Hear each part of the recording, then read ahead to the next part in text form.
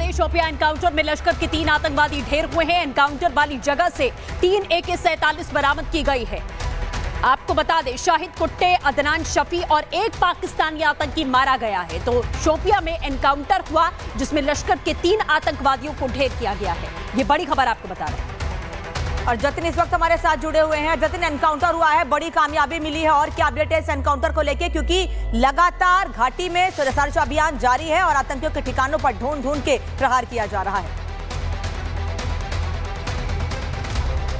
बिल्कुल, देखिए 3 AK-47 और मल्टीपल राउंड जो मैगजीन है जो AK-47 में लगती है और कार्टेजेस भी रिकवर किए गए हैं। मेरे पीछे आप वही पहाड़ी देख रहे हैं जहां पर ये एनकाउंटर जो है वो चला। आपको जानकारी दे दें कि अभी भी सर्च ऑपरेशन अंदर चल रहा है, क्योंकि इन्फो ये मिल रही है कि 4 आतंकी जो है वो यहां पर हो सकते हैं, लेकिन 3 आतंकियों को ढेर कर दिया गया है। शाहिद कुट्टो जो कि कमांडर है लश्कर तोयबा से जुड़ा, और अदनान डार वो शख्स है जिसका घर पहलगाम आतंकी हमले के बाद ढेर भी कर दिया गया था। इनकी इन्फो दरअसल सिक्योरिटी फोर्सेज को मिली थी कि सोफियान के जो जंगल है वहां पर ये लोग ट्रेस किए गए थे, जिसके बाद सिक्योरिटी फोर्सेस ने सर्च ऑपरेशन शुरू किया, लेकिन आतंकियों की तरफ से सिक्योरिटी फोर्सेस पर फायरिंग जो है वो की गई और जवाबी कार्रवाई जब सिक्योरिटी फोर्सेस ने की और उसके बाद इन तीनों आतंकियों को ढेर कर दिया गया। 2 की पहचान कर ली गई है, शाहिद कुट्टो और अदनान डार सोफियान के रहने वाले हैं, लेकिन तीसरा जो आतंकी है उसकी पहचान नहीं हो पाई है। ये इनिशियल जानकारी जो मिल रही है कि पाकिस्तान का वो आतंकी जो है वो हो सकता है, लेकिन पहलगाम से बात करें या शोपियान की बात करें, ये दोनों जंगल आपस में कनेक्टेड होते हैं।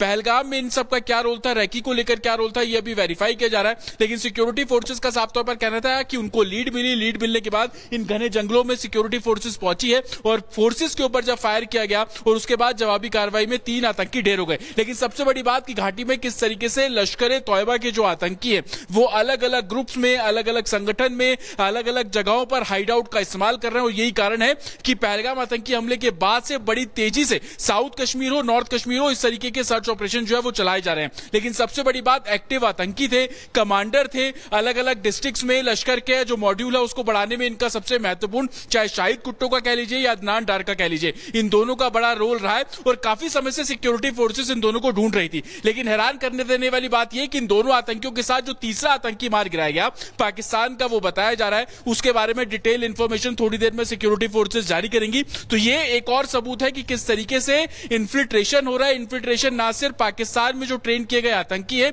उनको घाटी में भेजा जा रहा है और कहीं ना कहीं घाटी को दहलाने की साजिश। लेकिन जिस तरीके से पहलगाम आतंकी हमले के बाद से सिक्योरिटी फोर्सेस अलर्ट मोड पर है और घाटियों को आतंक मुक्त कराने का जो काम है वो बहुत तेजी से किया जा रहा है। मौसम आप देख रहे हैं, हल्की हल्की बारिश भी हो रही है, धूप भी हो रही है, तो काफी चैलेंजिंग लग रहा है और यही कारण है कि थोड़ा समय ज्यादा लग रहा है, क्योंकि चौथे आतंकी होने की आशंका है और कोई भी कमी न रहे जिसको लेकर। बहुत शुक्रिया आपका महत्वपूर्ण जानकारी देने के लिए। तो लश्कर के 3 आतंकी ढेर हो चुके हैं, लेकिन चौथे का भी इनपुट मिला है और मारे गए आतंकियों के पास से भारी मात्रा में हथियार भी बरामद किया गया है। अब बता दें, केवल 96 घंटों में प्रधानमंत्री मोदी ने पाकिस्तान का ऐसा इलाज किया है कि पाकिस्तान की नींद तो क्या, उसका सुख चैन सब तबाह बर्बाद हो गया है। तबाही के मंजर को पाकिस्तान खुली आंख से देख नहीं पा रहा है। कश्मीर में आतंक के अंत के लिए ऑपरेशन जारी है। श्रीनगर से लेकर घाटी में स्कूल खुल चुके हैं और पहलगाम के गुनहगारों के पोस्टर गली मोहल्लों में लगाकर आतंक पर नया आघात किया गया है। एक रिपोर्ट दिखाते हैं।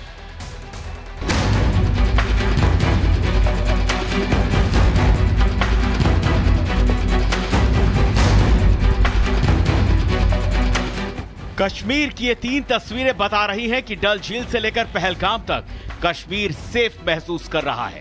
भारत ने सरहद पार आतंकी अड्डों को नाकाम कर दिया और अब घर के अंदर आतंक को परास्त कर रहे हैं। इसके साथ ही पहलगाम में आतंकियों की तस्वीरों का पोस्टर जारी कर उन पर 20 लाख का इनाम घोषित कर नया प्रहार किया गया है। साथ ही भारत और पाकिस्तान की सीज फायर के बाद से कश्मीर में एक बार फिर स्कूल खुल चुके हैं, छात्र स्कूल जा रहे हैं।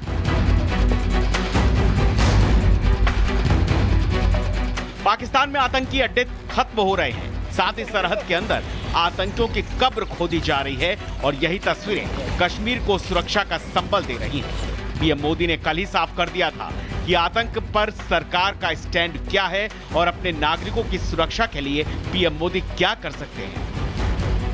भारत का मत एकदम स्पष्ट है। टेरर और टॉक एक साथ नहीं हो सकते। टेरर और ट्रेड एक साथ नहीं चल सकते और पानी और खून भी एक साथ नहीं बह सकता। आतंक के सर्वनाश के लिए भारतीय सेना प्रतिबद्ध है, इसीलिए पाकिस्तान का एक नया कबूलनामा पाकिस्तान को खुद ही आईना दिखा रहा है। पाकिस्तान ने माना कि भारत के एक्शन में उसके सैनिक मारे गए। 11 सैनिकों की मौत की बात कबूली है पाकिस्तान ने। पाक आर्मी के 6 जवान मारे गए तो पाक एयर फोर्स के 6 जवान मारे गए।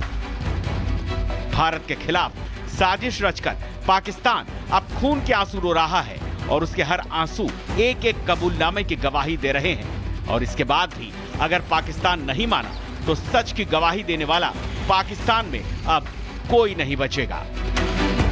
Bureau report, Republic Bharat.